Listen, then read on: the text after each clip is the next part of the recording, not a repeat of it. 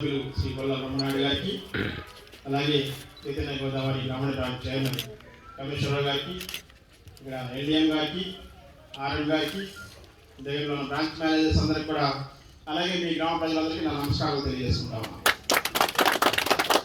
మీ MLA గారు చాలా కాలం నుంచి, అంటే గత మార్చిలో అడిగారు, మా దగ్గర అసలు ఒక బ్రాంచ్ లేదు, ఒక ఏటీఎం కూడా లేదని చెప్పి. మండల హెడ్ క్వార్టర్స్ అయినటువంటి బొల్లాపల్లిలో మరి బ్రాంచ్ లేకపోవడం, ఏటీఎం లేకపోవడం అనేది చాలా విచారించదగిన విషయం.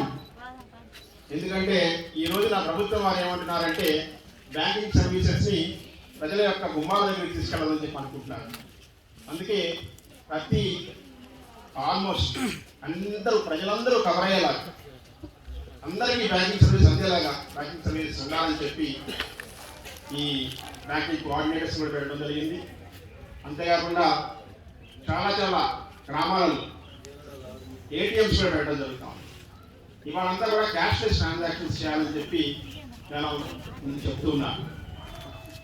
అందువల్ల ప్రభుత్వం వారు కూడా ట్రాన్స్పరెన్సీ, అంటే పారదర్శకత కోసం, అంటే మన ఇక్కడ ప్రభుత్వ పథకాలలో నేరుగా ప్రజలకు లబ్ధి చేకూర్చే విషయంలో ప్రభుత్వం వారు కూడా ఇవాళ అన్ని పథకాల డబ్బులు కూడా డైరెక్ట్గా వాళ్ళ బ్యాంక్ అకౌంట్స్లోనే చేస్తూ ఉన్నారు.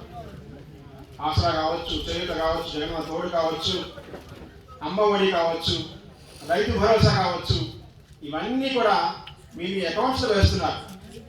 మరి మీరు అకౌంట్స్లో డబ్బులు పడినప్పుడు మీరు డబ్బులు తీసుకోవాలి అంటే ఎక్కడో ఉన్న వినుకొండకు ఇంకెక్కడికో వెళ్ళాల్సిన అవసరం లేకుండా మీకు దగ్గరలోనే ఒక ఏటీఎం కానీ, ఒక బ్యాంక్ బ్రాంచ్ కానీ ఉంటే మీకు సౌకర్యంగా ఉంటుందనే ఉద్దేశంతో ఇవాళ ఏటీఎం ఓపెన్ చేయడం జరిగింది.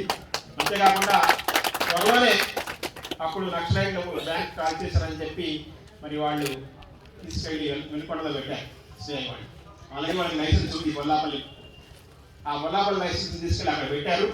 వాళ్ళకి కూడా చెప్పడం జరిగింది, మీరు కూడా ఇప్పుడు నక్సలైట్లు విడద లేదు కాబట్టి, దాంట్లో తగ్గిపోయింది కాబట్టి మీరు మళ్ళీ బొల్లాపల్లికి మీ బ్రాంచ్ని షిఫ్ట్ చేసుకునే అవకాశం ఉంది కాబట్టి మీరు ఖచ్చితంగా ఆ బ్యాంకుని మళ్ళీ బొల్లాపల్లి గ్రామానికి షిఫ్ట్ చేయండి అని చెప్పి కూడా వాళ్ళకి చెప్పడం జరిగింది.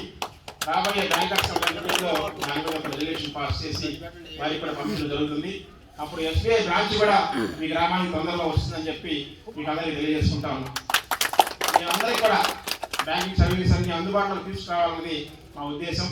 ప్రభుత్వం వారు మీకు అందించే కార్యక్రమాలు, ప్రభుత్వం వారు మీకు అందించే సహాయం అంతా కూడా బ్యాంకుల ద్వారానే వస్తుంది కాబట్టి మీకు ఏటీఎం కానీ బ్యాంక్ బ్రాంచ్ కానీ ఉంటే చాలా మంచి అనే ఉద్దేశంతో ఈ కార్యక్రమాలు చేయడం జరిగింది. కాబట్టి మీరందరూ దీనికి సహకరించినందుకు మీకు అందరికీ కూడా వందనాలు. అంతేకాకుండా ఇది కూడా ఏటీఎం కూడా మీ ఇళ్ల మధ్యలో ఉంది, బాగుంది. దీన్ని జాగ్రత్తగా కాపాడుకునే బాధ్యత కూడా మీదే.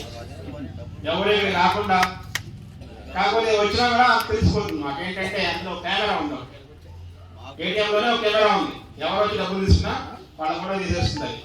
కాబట్టి ఎటువంటి ప్రాబ్లం లేదు. స్టేట్ బ్యాంక్ బ్రాంచ్ కూడా తొందరలో వస్తుంది కాబట్టి మీరందరూ ఎటువంటి ఆందోళన చెందాల్సిన అవసరం లేదు. కాబట్టి మీరందరికీ నేను శుభాకాంక్షలు తెలియజేస్తాను. మీకు వాళ్ళ ఏటీఎం సందర్భంగా ఉన్నాయి కాబట్టి మరి